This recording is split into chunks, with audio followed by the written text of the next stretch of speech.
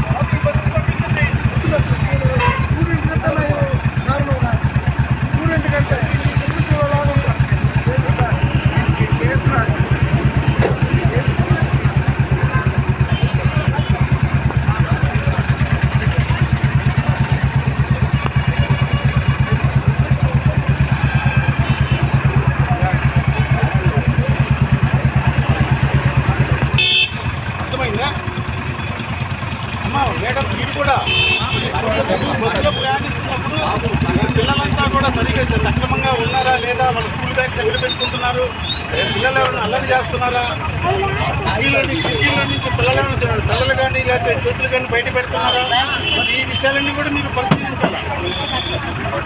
Fitness ఉండగానే సరికాదు. బయట పెట్టుకున్నామా, బ్యాగ్స్ బయట పెట్టుకుంటే బయట పెట్టుకోవాలి.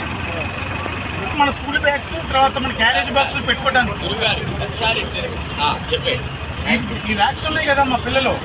మనం బస్సు ఎక్కగానే ముందు మన స్కూల్ బ్యాగ్ కానీ లేకపోతే మన క్యారేజ్ బాక్స్ కూడా వాళ్ళకి యాజమాన్యానికి కంప్లైంట్ చేయాలి. ఓకేనమ్మా. ఓకే డ్రైవర్ గారు, అటెండెంట్ ఉంటారు కదా దీంతో పాటు. అయ్యా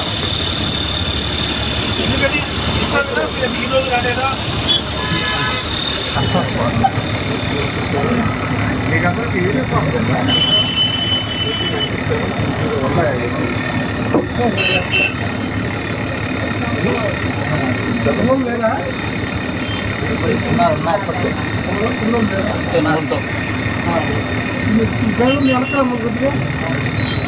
కెమెరాలో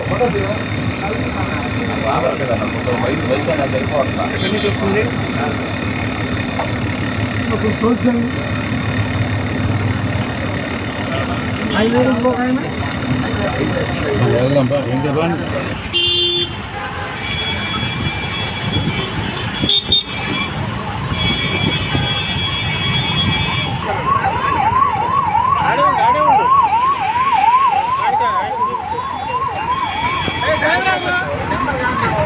నెంబర్ జరుగుతుంది చూపిస్తాం.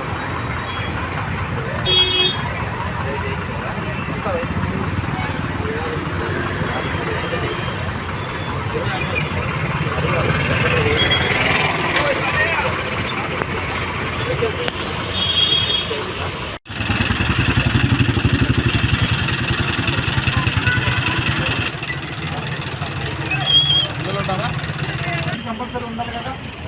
డోర్ ఎందుకు ఓపెన్ ఉంది? బండి ఆపేటప్పుడు డోర్ ఓపెన్ అవ్వండి. నేను చూసా, చూపించిన ఫోటో నీకు చెప్పు, డోర్ ఓపెన్ ఉందా లేదా? ఇప్పుడు బండి నేను బండి ఆపేటప్పుడు బండి ఆపేటప్పుడు డోర్ ఓపెన్ ఉంది అన్నా కదా చెప్పు. ఓపెన్ ఉందా లేదా డోర్? బండి రన్నింగ్లో ఉన్నప్పుడు కంపల్సరీ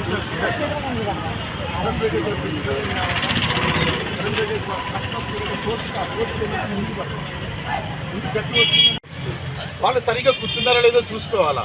రన్నింగ్ లో వీళ్ళన్న తలలు కానీ చేతులు కానీ బయట పెడుతున్నారు, క్రమశిక్షణగా ఉన్నారా లేకపోతే ఎవరైనా అల్లరి చేస్తున్నారనే విషయాలు కూడా గమనించాలా.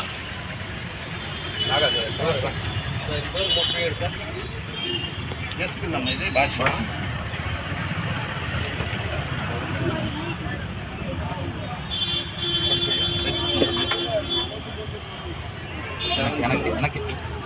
ఉన్న 706/FDL 2001 ఆబ్లిక్గా అవును సార్ 2001 అవును సార్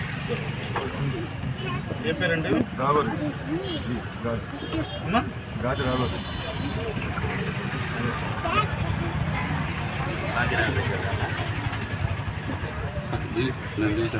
ఎవరండి కొనిచేడు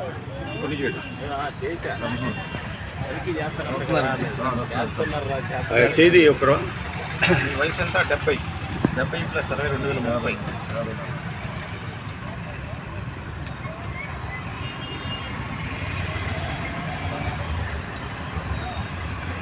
లెక్క పెట్టాం ఎంతమంది ఉన్నారు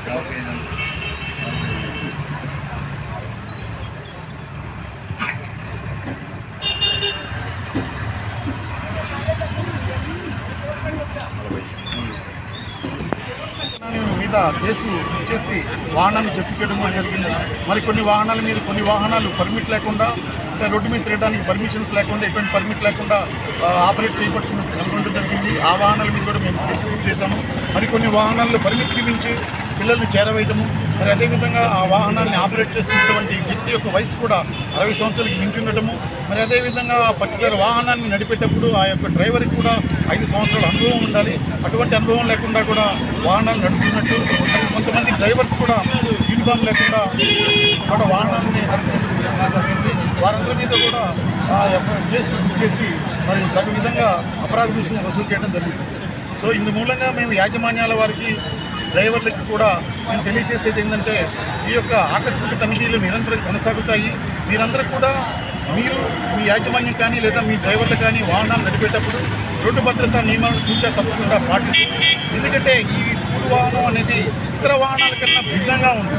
వీటిల్లో ఎటువంటి ఆపరేట్ చేసేటప్పుడు ఎటువంటి ఇబ్బందులకి తావు లేకుండా, ఎందుకంటే ఎంతోమంది చిన్న చిన్న పిల్లలు రేపు మన రాష్ట్ర ప్రగతి లేదా రాష్ట్ర భవిష్యత్తు దేశ భవిష్యత్తు ఎవరి మీద అయితే ఆధారపడిందో వాళ్ళందరూ కూడా మన ఈ బస్సుల్లో ప్రయాణిస్తున్నారు. కాబట్టి ఏ చిన్న ఆటంకం కలిగినా ఏదైనా దుర్ఘటన జరిగినా కూడా విలువైనటువంటి ఎంతో ఇది జరుగుతుంది. కాబట్టి మరి వాటిని రక్షించుకోవడం మన బాధ్యత. కాబట్టి ఈ యొక్క వాహనాలను నడిపేటప్పుడు రోడ్డు భద్రతా నియమాలను ప్రతి ఒక్కరూ కూడా స్కూల్ బస్సు లేదా కాలేజీ బస్సు డ్రైవరు తూచా తప్పకుండా ఎటువంటి పరిస్థితుల్లో కూడా మనకి ఇతర బాధ్యతలు ఇతర వీటికన్నా కూడా వీటికి ఇంపార్టెన్స్ ఇస్తూ మరి రోడ్డు భద్రతా నియమాలని పాటిస్తూ మరి నెక్స్ట్ అకాడమిక్ ఇయర్ వరకు ఎటువంటి దుర్ఘటనకి లేదా ఎటువంటి మోటార్ వాహనాల నియమాల ఉల్లంఘనకి తావీయకుండా మన జిల్లాని 0% యాక్సిడెంట్ జిల్లాగా తీర్చిదిద్దడంలో మరి ప్రభుత్వానికి మా డిపార్ట్మెంట్కి సహకరిస్తారు అని ఆశిస్తూ సెలవు తీసుకుంటాం.